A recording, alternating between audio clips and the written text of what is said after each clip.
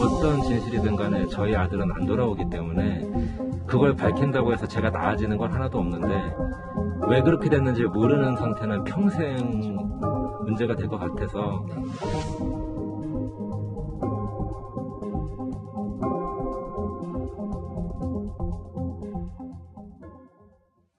고 손정민 씨의 유족 측에서 어제 A4 용지 13장 분량에 달하는 입장문을 발표했습니다.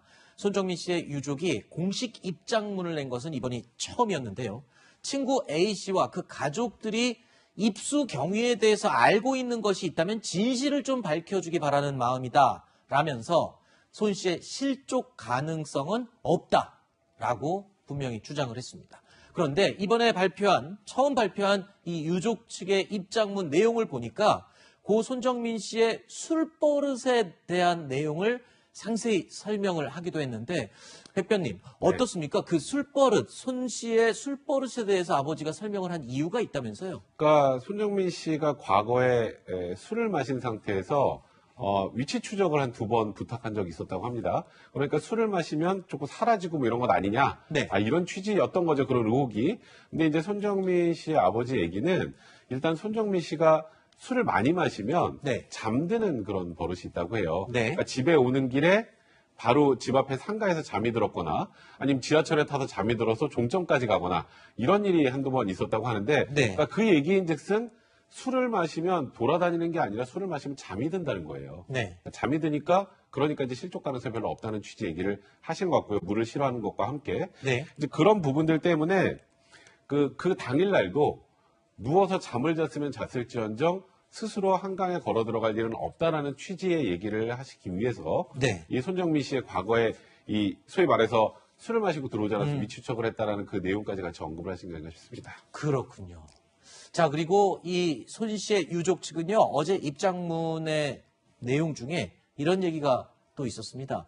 자, 친구 A씨와 그 가족들에 대한 의혹들 몇 가지를 추가로 제시를 한 건데 그 내용의 첫 번째는 바로 이겁니다.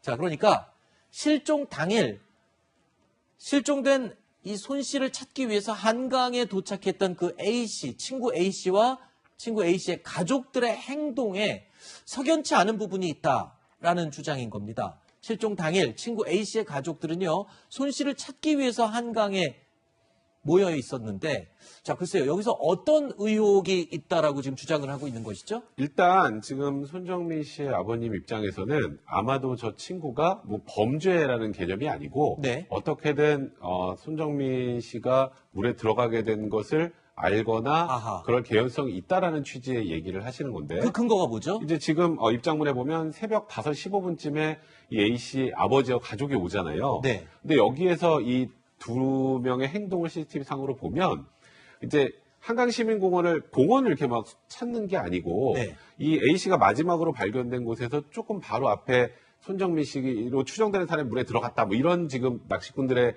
그런 진술이 있지 않았습니까? 네. 그 비탈 부분만 한 15분 동안 살펴봤다는 거예요. 아, 곧장 다른 데를 헤매는 게 아니라 바로 직선 도착하자마자. 코스로 굴러넘어서 그 부분만 살펴봤다는 건데 아하. 그리고 나머지 위는 제대로 찾지 않았다는 거예요. 네. 그 비탈 다음은 바로 물입니다. 아하. 그렇다면 혹시 물에 빠졌거나 하는 것을 A씨가 알고 있었기 때문에 네. 그래서 A씨하고 A씨 아버지가 그 주변만 수색을 하고 나온 게 아닌가. 네. 지금 그런 취지의 얘기를 하는 거고 또 하나는 이 A씨가 그 손정민 씨 어머님이 왔을 때 정민이가 뭐 언덕에서 넘어졌다. 네. 자기가 일으켜 세우다가 뭐 흙에 젖었다. 흙이 많이 묻었다 그랬는데 뭐 물에 젖었느냐 뭐 어쩌고 할 때 그때는 잘 기억이 안 난다는 취지로 얘기를 했단 말이죠. 네. 그 언덕에서 넘어지고 하는 과정에서 혹시 손정민 씨가 어떻게 됐을 수도 있잖아요. 그러니까 범죄라는 개념이 아니라 네. 이제 이런 부분들과 관련해서 이제 손정민 씨 아버지는 아마도 이 친구 혹은 친구 아버지가 대략 손정민 씨가 물에 빠진 경위를 알고 있는 것 아니냐 네. 이런 취지의 얘기를 하게 된 겁니다. 자, 그리고 또 한 가지 의혹을 제기했습니다. 손 씨의 유족 측은요, 사건 당일 친구 A 씨가 입고 있던 옷에 대한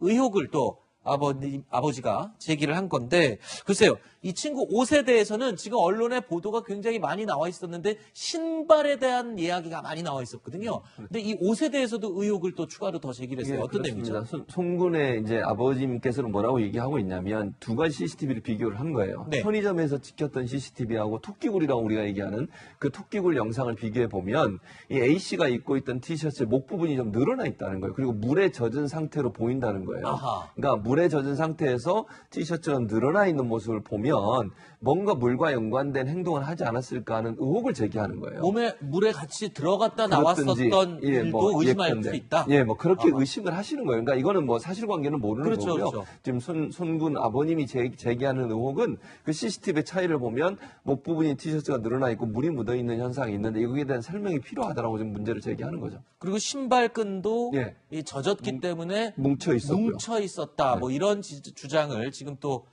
입장문에서 하고 있는 상황입니다. 자, 손 씨의 유족 측은요, 이 잠금이 걸려 있지 않은 손 씨의 휴대전화를 이용해서 자신들에게 바로 연락을 해주지 않은 부분에 대해서도 납득하기는 어렵다라는 입장을 보이고 있습니다.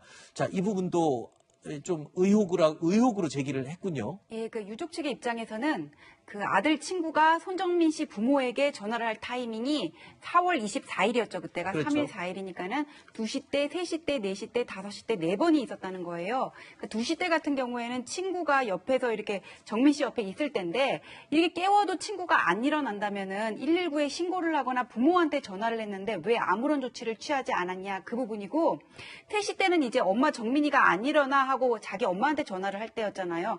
안 일어나면은 정민이 엄마한테 전화를 했어야죠. 자기 엄마가 아니라. 그다음에 4시 때는 집에 귀가할 때였는데 어떻게 술에 취해서 못 일어나는 친구를 두고 혼자서 귀가했냐 그 부분이고 5시 때는 이제 전 가족이 정민이를 찾기 위해서 나설 때잖아요. 친구의 네. 가족들이. 그러면은 엄마끼리도 평소 친분이 있고 식사도 하고 그런 사이라면은 충분히 전화할 수 있지 않았냐 그 부분을 지적했습니다.